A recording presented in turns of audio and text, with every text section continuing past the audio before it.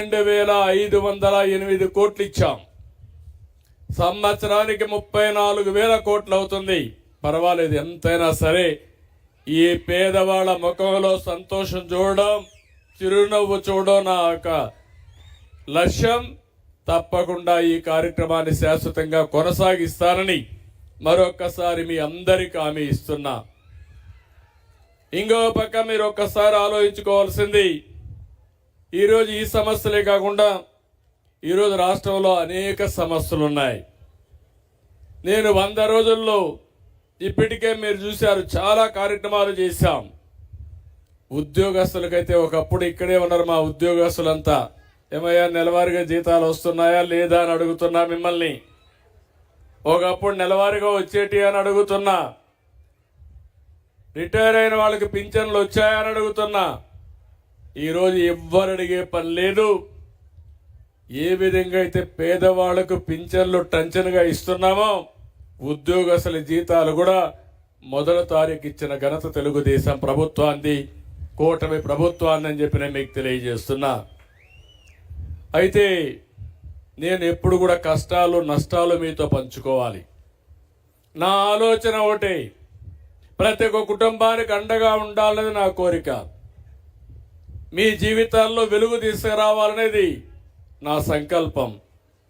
అందుకే మొన్న ఎన్నికల్లో చూశాను. నా జీవితంలో ఎప్పుడు కూడా అలాంటి ఎన్నికలు చూడలేదు. నేను మిత్రుడు పవన్ కళ్యాణ్ గారు బీజేపీ కలిసి పోటీ చేశాం.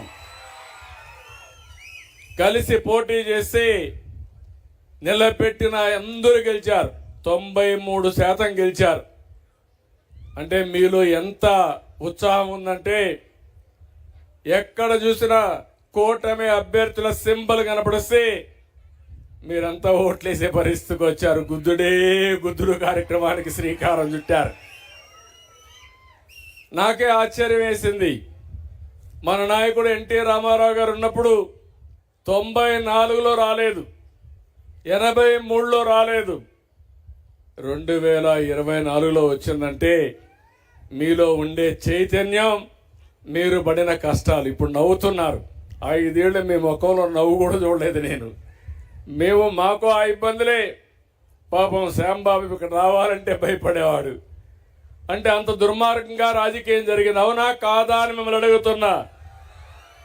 హత్యా రాజకీయాలు, పోలీసుల వేధింపులు, ఎవరైనా స్వేచ్ఛగా మాట్లాడే స్వేచ్ఛ లేకుండా ప్రజాస్వామ్యాన్ని అపహాస్యం చేసి గ్రామాల్లో ఎక్కడ కూడా లా అండ్ ఆర్డర్ లేకుండా చేసే పరిస్థితికి వచ్చారు.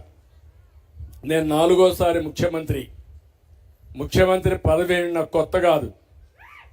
95లోనే సమైక్య ఆంధ్రప్రదేశ్లో ముఖ్యమంత్రిగా ఉన్నాను.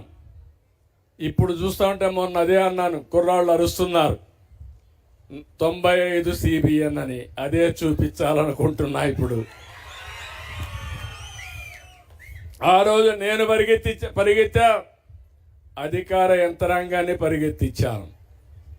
ప్రజలకు కూడా ఒక విజన్ ఇచ్చాను. నేను అనుకున్నవన్నీ కూడా జయప్రదం చేశాం. కష్టాలు ఉంటాయి, ఇబ్బందులు ఉంటాయి. కానీ ఈరోజు మీరందరూ గుర్తుపెట్టుకోవాల్సింది, ఇబ్బందుల్లో కూడా, కష్టాల్లో కూడా, సంక్షోభంలో కూడా మనం కొంత ఆలోచన చేసి బయటపడే పరిస్థితి రావాలి. మొన్నే మీరు చూస్తే, నేను ముఖ్యమంత్రి అయితే నేను అనుకున్న డబ్బులు ఉంటాయని. చిల్లి గవ్వలేదు ఎక్కడ, మొత్తం దోచుకొని వెళ్ళిపోయాడు. జలగా మొన్నటి వరకు ముఖ్యమంత్రిగా ఉన్న వ్యక్తి.